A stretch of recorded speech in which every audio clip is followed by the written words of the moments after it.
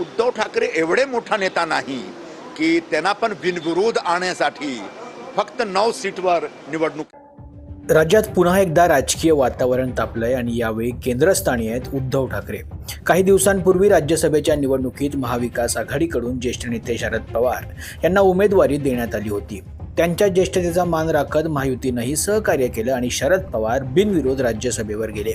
आता पुढे विधान परिषदेच्या 9 जागांसाठी निवडणूक होणार आहे आणि राजकीय वर्तुळात चर्चा सुरू झाली आहे की महाविकास आघाडीकडून उद्धव ठाकरे यांना उमेदवारी द्यावी, तसंच त्यांनाही बिनविरोध निवडून आणण्यासाठी महायुतीनं सहकार्य करावं। मात्र या चर्चेला शिंदे गटाचे नेते संजय निरुपम यांनी जोरदार विरोध केलाय। निरुपम म्हणाले, शरद पवार आणि उद्धव ठाकरे यांच्यात मोठा फरक आहे। शरद पवार महाराष्ट्रातील ज्येष्ठ नेते आहेत, पण उद्धव ठाकरे इतके मोठे नेते नाहीत की फक्त 9 जागांवरच निवडणुका व्हाव्यात। साहेब आणि उद्धव ठाकरे साहेब दोघेमध्ये खूप फरक आहे।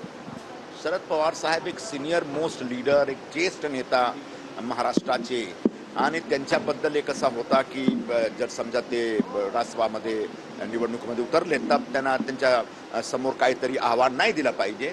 पण उद्धव ठाकरे एवढे मोठा नेता नाही की त्यांना पण बिनविरोध आणण्यासाठी फक्त 9 सीटवर निवडणूक केला। इतकंच नाही तर त्यांनी पुढे स्पष्ट इशारा दिलाय, जर आम्हाला 2 पेक्षा जास्त उमेदवार निवडून आणण्याची शक्यता वाटली तर समोर कोणताही उमेदवार असो आम्ही निवडणूक लढवू।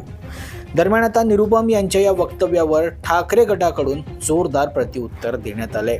ठाकरे गटाच्या नेत्या अयोध्या पौळ यांनी संतप्त प्रतिक्रिया देत म्हटलंय की संजय निरुपम यांनी त्यांच्या लायकीनुसार वक्तव्य करावं। उद्धव साहेबांवर बोलण्याची तर दूरची गोष्ट, साहेबांच्या चप्पलवर बोलण्याचीही त्याची लायकी नाहीये। लायकीत राहा निरुपम। या आरोप प्रत्यारोपांमुळे विधान परिषद निवडणुकीआधीच राजकारण तापलंय। उद्धव ठाकरे खरंच बिनविरोध जाणार का? महायुती सहकार्य करणार का? की पुन्हा रंगणार एक मोठी राजकीय लढत? हे पाहणं आता महत्त्वाचं ठरणार आहे।